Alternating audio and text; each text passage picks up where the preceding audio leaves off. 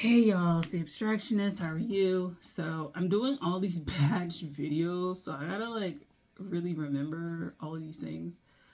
Um, yeah. So, yeah, we have been doing some stuff, right? Living life. I slowed down significantly, but I'm popping back in. And this is going to be like a Q1 wrap up, which sounds so corporate for a tarot channel, but I think Q1 works cuz kind of more seasonal, right? So Q1 kind of wraps with the beginning of spring, so to speak. Uh and so yeah, that's cool. So, the first 3 months of the year 2026 have been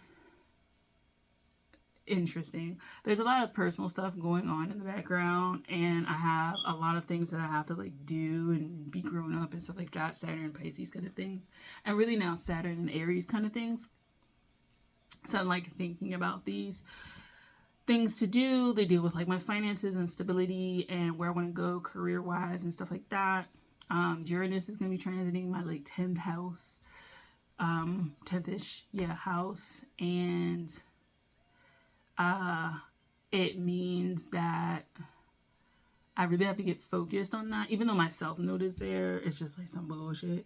But my south node is there, but I still need a career. Doesn't matter if it's in my south node, I need a career. So focusing on that. I'm also closing a major cycle, which is me graduating from my program and now getting my not first grown full-time job, because that's not true, but figuring out where I want to go with my career and really making strides and plans towards it with a clear mind that I had when I was in my 20s, which is to say not really clear. It's a little bit, it's 5% clear, but that's they're very grown up serious things like bills and trying to figure out that stuff. If 2 years ago my grandmother passed, so it's time is moving on from that event. And that was the first entry into my Saturn and Pisces. And as we have entered Saturn and Aries, my grandfather died. So he actually died towards the end, the end middle of March. He had an illness, and so he passed away. So now it's kind of a very interesting time portal kind of thing going on, where people from my literal childhood family are no longer here, and I'm still processing the emotions of that, of having both of them gone. Because when I graduated, I wanted my granddad to be there because my grandmother wasn't. So neither one of them is gonna be there, which is kind of hard, because I kind of feel my grandfather kept asking me when are you graduating, and I was like, oh man, it's taking forever. And so yeah, there's a lot with that. I still know my parents and stuff like that, and I still have a maternal grandmother, but I lived with my paternal grandmother and grandfather. So there's that. So that's processing a lot of things, processing mortality and things like that. I will say, energetically, I felt a lot lighter with regards to thinking of my grandfather's death. I think, given the circumstances, yes, he had illness, but he had gone to a nursing home and he passed away literally the next day. But one of the things he never wanted to do was go to a nursing home, and so I think he had a little bit more autonomy in his own passing, in that he actively was just you know. So I was talking to my friends about that. I was he never wanted that. So there's that. I think in that way he was a little bit more at peace, perhaps, with passing away, versus my grandmother.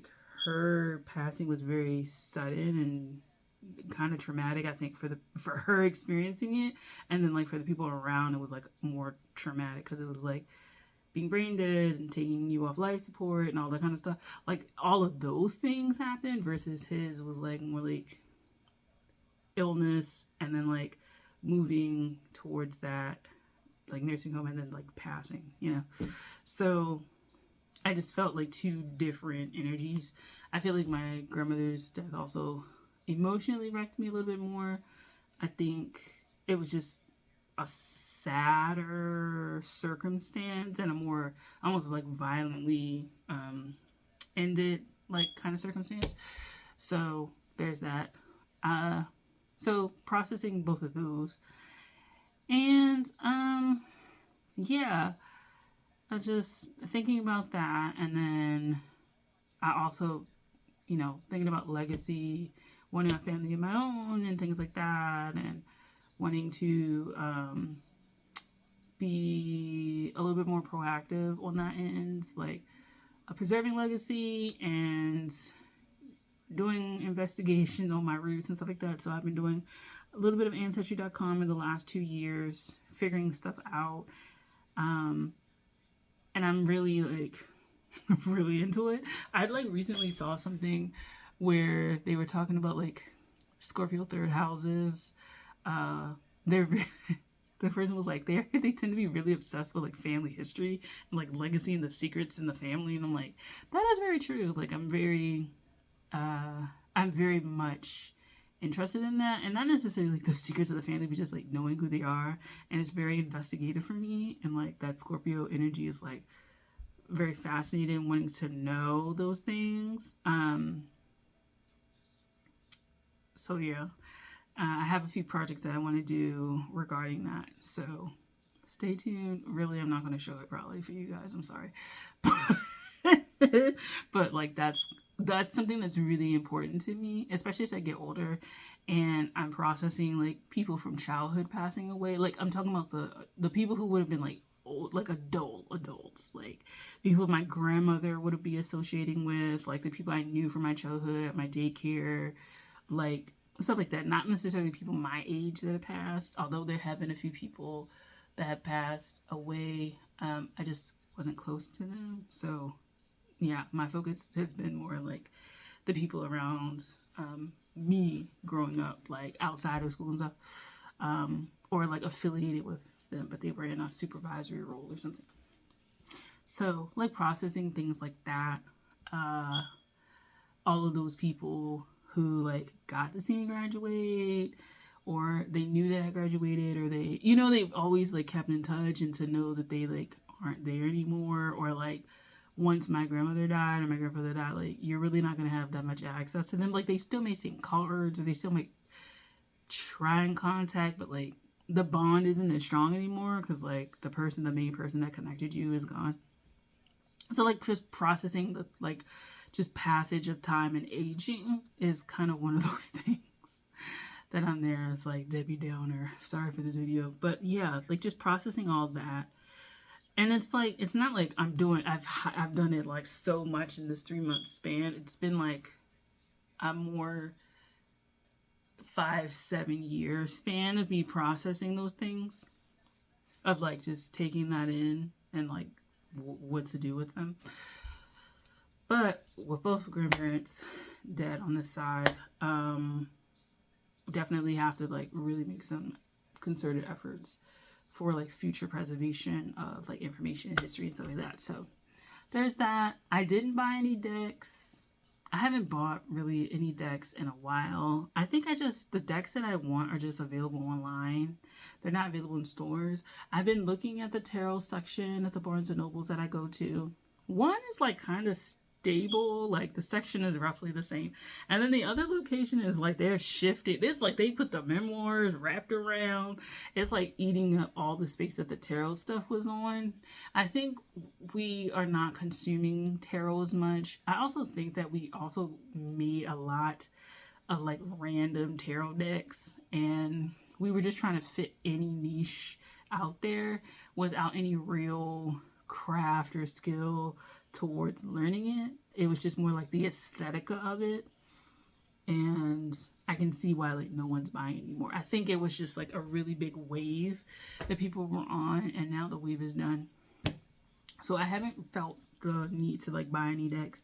I also haven't felt the need to like I said, do any readings on here. But one thing that has shifted is that I started going back to my altar again. So I started putting cards on my altar and putting water is still there, doing that. And I've been doing that daily, every other day, once a week, somewhere in there. And that's my more stabilizing force now. So maybe it's kind of like the processing of like putting the altar up because I know someone has passed away and that transition and stuff like that. So there's that. Haven't really read too much spiritually.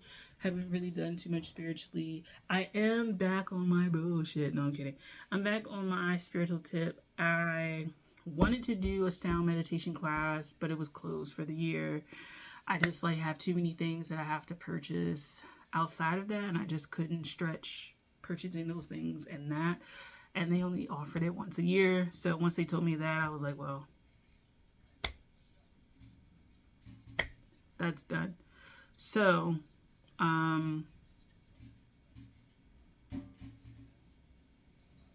it's windy. I think it's supposed to rain technically. When I went to go get food, it was like an alert. So like there's a little chimney thing and it has a little air to be coming through. That's what you're hearing. Minus the what's it called? Minus the little detector over here. So there's that. So getting back into that practice, trying to be consistent with my art practice. And then I have a bunch of stuff behind me where I'm trying to like make space for like newness. And fill the energy with new things. And so you have to get rid of a lot of old things. So I'm in the process of getting rid of my old stuff with the death of my grandparents. Like we cleared out a lot for my grandmother's stuff, but there's still things for my grandfather that now need to be like donated or something like that. And so, like I'm gonna go ahead and do that in my own time. I'm not gonna rush with that, but I think it's a lot of clearing out that needs to be done. So we're gonna do it. And yeah, I think for me, like I'm not one of them people that I'm like, spring is the new year for real. It's like my new year starts in Sag season because that's where my North Node is. So I tend to be energetically already gearing up in like late fall, early winter.